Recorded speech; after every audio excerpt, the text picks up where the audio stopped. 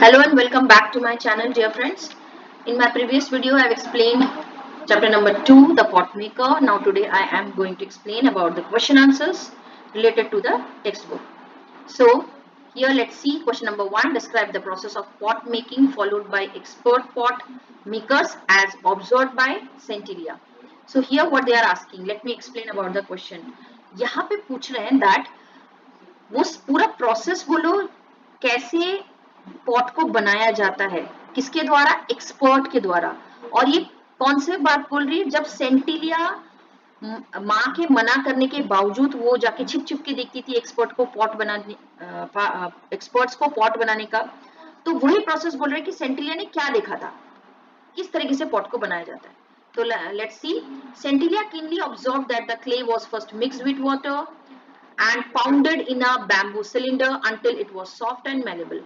तो सेंटिलिया बड़े ध्यान से देख रही थी कि किस तरीके से पॉट को बनाया जाता है। तो उसका फर्स्ट प्रोसेस होता था, क्ले को लेके पहले पानी में मिक्स किया जाए, फिर उसको पीटा जाए, किसके अंदर रख के, बैम्बू सिलेंडर के अंदर रख के तब तक पीटा जाए जब तक वो सॉफ्ट और मैलेबल ना हो जाए। मैलेबल मतलब क्या होता है कि उसको इतना ज्यादा सॉफ्ट बनाना कि उसका कोई भी डिजायर्ड शेप हम बना सके, यानी उसमें बहुत ही लचीलापन आ जाए, उतना उसको पीटना है। Then it was given shape by pushing the left hand into the lump and skillfully rotating it. A spatula was used to tap the clay with the right hand. तो फिर उसने क्या देखा कि किस तरीके से दोनों हाथों का इस्तेमाल करके एक से लेफ्ट हैंड से लंप को पुश किया जाता है, उसको रोटेट किया जाता है और राइट हैंड में स्पेचुला लेके उसको टैप करते हुए उसको परफेक्ट शेप दिया जाता है। A strip of elongated dough was added to make the rim of the pot. फिर क्या होता है, थोड़ा सा और डो लिया जाता है, किस चीज का, मिट्टी का डो, जिससे कि उसको इलोंगेटेड बनाया जाता है, यानी कि थोड़ा सा जैसे लंबा बनाया जाता है शेप में। और फिर जो पॉट का जो मुंह है, यानी उसका जो माउथ है, उसमें अलग से एक्स्ट्रा ऐड किया जाता है सो दैट कि उसका सुंदर से शेप बने। And after drying it under the sun for 3 days, the pots were given a final shape before putting them in the kiln of the layer of a bed of hay and dried bamboo. और उसके बाद उसको 2-3 दिनों के लिए धूप के नीचे दिया सुखाया जाता है। फिर भट्टी में डालने से पहले उसको चेक किया जाता है कि क्या उसका जो शेप है परफेक्ट है कि नहीं। अगर उसमें कुछ गड़बड़ी है तो जो भी रिक्वायरमेंट रहता है उसको सुधारा जाता है और फिर किल्न के अंदर दिया जाता है। अब किल्न क्या होता है, ये भट्टी, जो भट्टी होती है वो उसको हम किल्न बोलते हैं। अब भट्टी में क्या, सिंपली उसको डाला नहीं आता है, उसके ऊपर एक लेयर होता है, किस चीज का, सूखी घास और सूखे लकड़ी, बैम्बू यानी कि बांस वगैरह रहता है, उसके ऊपर उसको रखा जाता है जिससे कि आग पकड़ सके। अब आग पकड़ने का भी एक अलग स्किल होता है। The pots were then fired precisely to get a perfect batch of pots. फिर उसमें आग लगाया जाता है भट्टी में, और आग लगाने का भी एक तरीका होता है कि वो ज्यादा भी ना हो कम भी ना हो, क्योंकि दोनों ही शर्तों में क्या हो सकता है, जो पॉट है वो ब्रेक हो सकता है, टूट सकता है, खराब हो सकता है। नेक्स्ट हम देख लेते हैं question number 2, what warning was given to Misoba by the village council. तो विलेज काउंसिल यानी कि जो सरपंच है, जो पंचायत है, उन्होंने मिसोबा को जब बुलाया था उसको क्या वार्निंग दिया था, उनको क्या आगाह किया था, देख लेते हैं। Misoba was warned that Ernina must pass her traditional skill of making pots to Sentilia. तो मिसोबा को ये वार्निंग दिया था कि आप जाके एरनिना को बोलो, किसको, यानी वो सेंटिलिया की माँ को जाके बोलो कि उन्हें ये ट्रेडिशनल स्किल जो है वो बड़े विलिंगली, यानी मन चाह के भी उन्हें सेंटिलिया को पास करना ही है। It was a duty to do so, ये उनका कर्तव्य है, ऐसा उनको करना ही है। क्या कर्तव्य है, to pass from one generation to another, तो टू अदर, यानी ये जो भी पहला वाले जनरेशन को जो भी उनमें स्किल्स है वो स्किल अपने नेक्स्ट जनरेशन को पास ऑन करना ही है। And also to anyone who wishes to learn, सिर्फ उन्हें अपने ही बच्चे को नहीं बल्कि जो भी विश कर रहा है, जो भी चाह रहा है उसे सीखने के लिए, उनकी तरफ पास ऑन करना है। How did Sentilia feel, question number 3, how did Centilla feel when she failed at pot making even after a year of training with her mother? तो सेंटिलिया को क्या फील हुआ, कब, when she failed, जब वो फेल हो गई, यानी उससे बन नहीं रहा था। आप स्टोरी में देखे होंगे उससे बन नहीं रहा था, उसकी माँ ने उसको सिखाया था कि कैसे बनाना है, लेकिन उससे बन नहीं रहा था। तो उस समय सेंटिलिया को कैसे फील हुआ, और at the pot making even after a year of training, जबकि वो 1 साल तक माँ से सीखी थी, और सीखने के बाद जब वो खुद ट्राई कर रही थी माँ के कहने पे, तो उससे बन नहीं रहा था, तो उसको कैसे फील हुआ सेंटिलिया को देख लेते हैं. Sentilia felt dejected, frustrated and hopeless when she failed to make a pot even after a year of training under the guidance of her mother. तो माँ की देख रेख में उसने पूरे 1 साल तक सीखा, लेकिन जब उसकी बारी आई करने की तो वो डिजेक्टेड, यानी उससे हुआ ही नहीं पॉट, तो उस समय उसको कैसा फील हुआ, डिजेक्टेड फील हुआ, यानी फेल, खुद को फेलियर फील कर रही थी.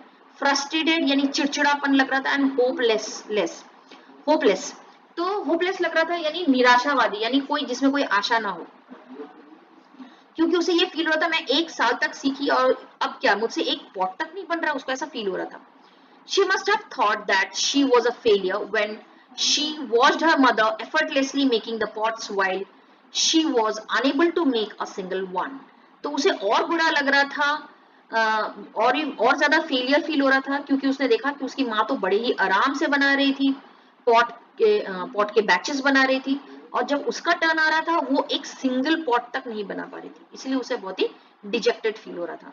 चलिए क्वेश्चन नंबर 4 देख लेते हैं.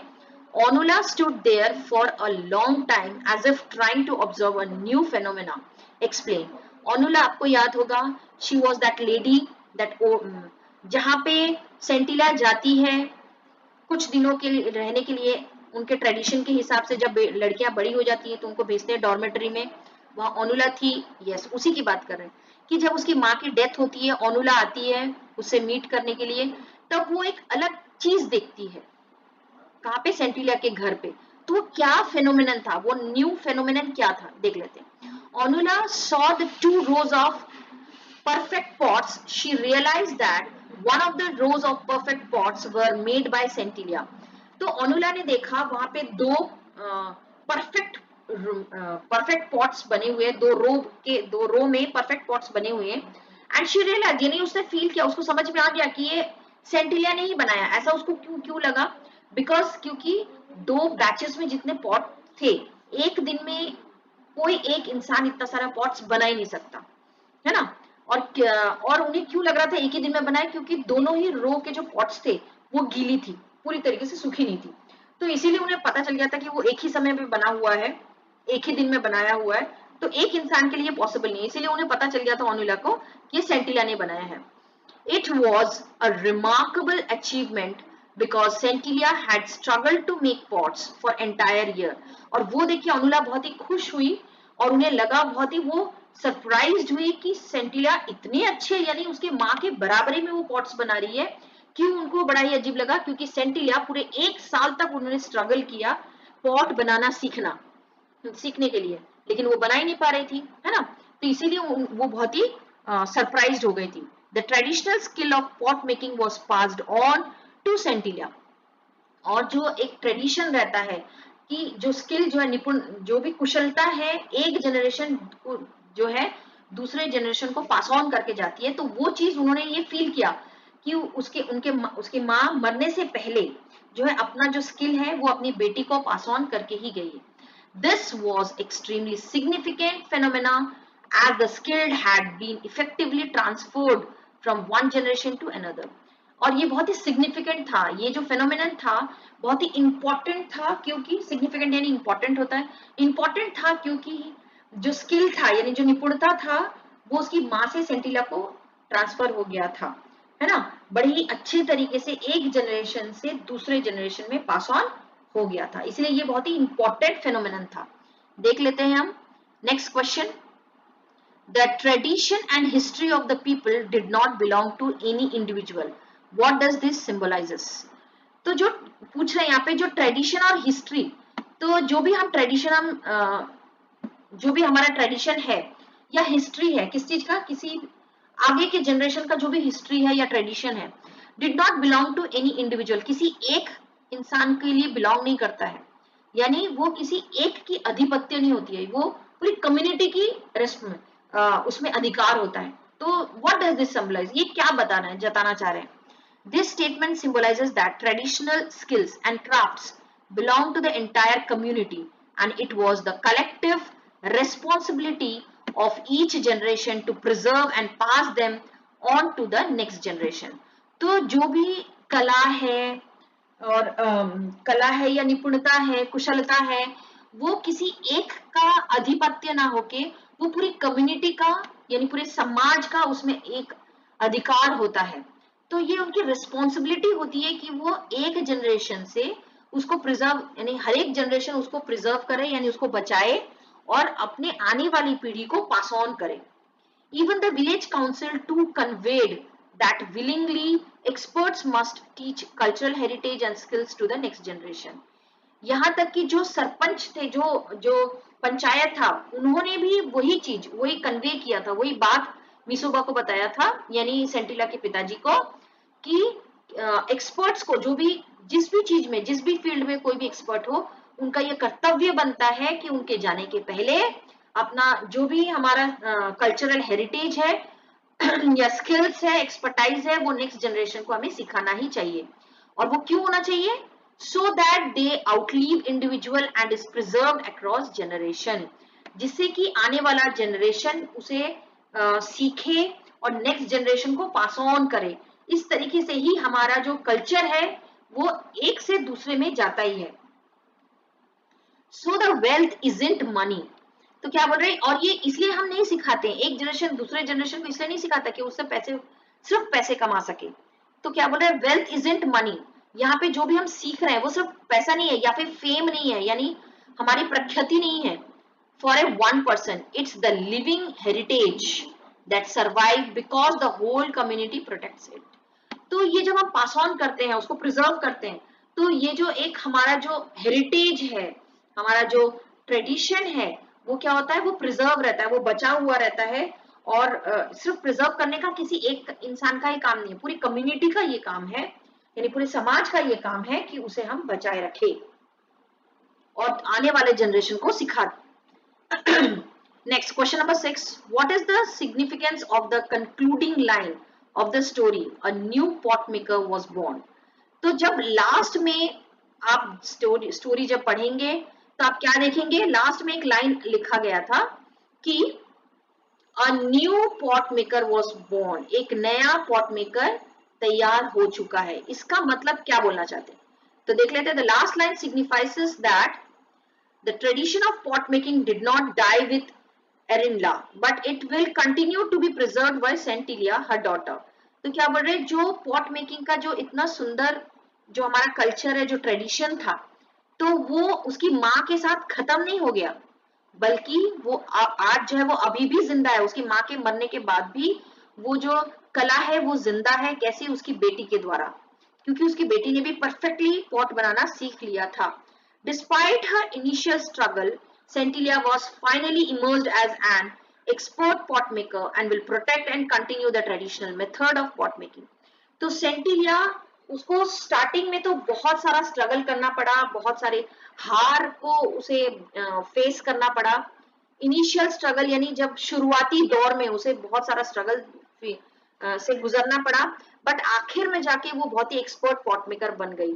और ये अब बनने के बाद क्या, वो ये अब क्या करेगी, इस ट्रेडिशन को वो प्रोटेक्ट भी करेगी और कंटिन्यू करेगी। क्या कंटिन्यू करेगी? नेक्स्ट जनरेशन को ट्रांसफर करने का। ठीक है, तो इसीलिए ये सिग्निफाइज, इसीलिए जो है ओनुला बोलती है कि a new pot maker was born, यानी उसकी माँ के साथ खत्म नहीं हुआ, बल्कि ये आगे, ये जो कला है वो आगे जाने के लिए तैयार हो चुका है। ठीक है, चलिए हम क्वेश्चन 7 देखते हैं, लास्ट क्वेश्चन टेक्स्ट बुक का। What is the role of the perseverance in pursuing one's dream, elaborate with reference to Sentilia. अब ये परसिवरेंस क्या होता है, यहाँ पे बोल रहे हैं परसिवरेंस यानी परिश्रम, बिना थके परिश्रम, यानी बिना थके बिना रुके, यानी आपके लाइफ में बहुत सारे हडल्स आएंगे, बहुत सारे ऑब्स्टिकल्स आएंगे, लेकिन आपको थकना नहीं है, आपको खुद को हार नहीं मानना है। तो उसी को जब आप परिश्रम को कंटिन्यूअस एफर्ट में चेंज करते हैं तो उसको हम परसिवरेंस बोलते हैं। ठीक है, तो वो बोल रहे हैं what is the role of perseverance. तो परसिवरेंस का क्या इंपॉर्टेंस है, किसमें? In pursuing one's dream. अगर कोई अपने ड्रीम को अचीव करना चाहता है तो परसिवरेंस का क्या इंपॉर्टेंस है, तो इसी चीज को इलैबोरेट यानी एक्सप्लेन करने बोल रहा है विद रेफरेंस टू सेंटिलिया। सेंटिलिया को मद्देनजर रखते हुए हमें इसको elaborate करना है. Perseverance is the key to success as reflected through Centilia's story. सेंटिलिया के स्टोरी में हमने देखा कैसे परसिवरेंस ही है जो सेंटिलिया को एक बहुत अच्छा पॉट मेकर बनाया. क्यों? Because she didn't stop despite of objections from her mother and her consistent failure for an entire year. She kept on trying till she gained confidence and rhythm and succeeded in becoming a pot maker with the help of Anula's guidance and by absorbing the skills of her mother. तो हम देख रहे हैं कि सेंटिलिया को बहुत सारा objection, बहुत सारे हडल्स क्रॉस करने पड़े, यानी कि बहुत सारी मुश्किलों का सामना करना पड़ा. कि क्या था वो मुश्किलें? ऑब्जेक्शन, यानी उसकी माँ ने बिल्कुल अगेंस्ट में थी कि नहीं, सेंटिलिया जो है वो पॉट मेकिंग का काम नहीं सीखेगी, वो वीविंग का काम सीखेगी, है ना.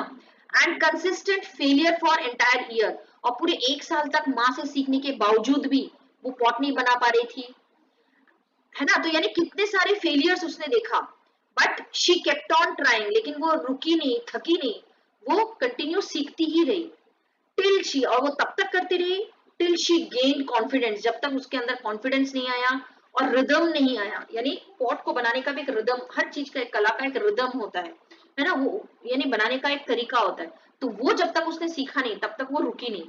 एंड सक्सीडेड, एंड फाइनली जब वो इतने सारे एफर्ट्स करेगी तो वो सक्सेस तो मिलेगा ही.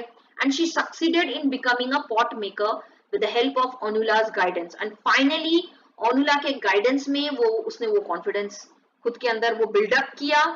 एंड और फाइनली, और साथ ही साथ सिर्फ यही नहीं था, और आखिर में उसने अपनी माँ से पॉट के मुंह को कैसे बनाते हैं यूजिंग द इलोंगेटेड डो, ये भी उसने सीखा, है ना. तो इस करने के बाद फाइनली वो एक बहुत अच्छा पॉट मेकर बन गई, है ना. नेक्स्ट हम देखते हैं, she diligently persuaded her dream until it came true. तो वो बिल्कुल मन लगा के, परिश्रम के साथ, डिलिजेंटली यानी परिश्रम के साथ, सी परसुएट यानी उसने पीछा किया, ड्रीम का पीछा किया, यानी दौड़ के नहीं, यानी कंटिन्यू एफर्ट करके उसने तब तक किया, उसने एफर्ट कंटिन्यू लगाते रखा जब तक उसकी ड्रीम जो है वो ट्रू नहीं हो गई, यानी सच नहीं हुआ.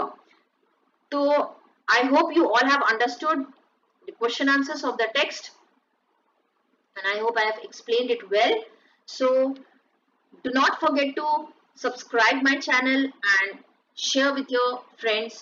See you in the next video or the next part of this same chapter, where I will discuss about the back exercise of this same chapter. Till then, bye bye to all of you.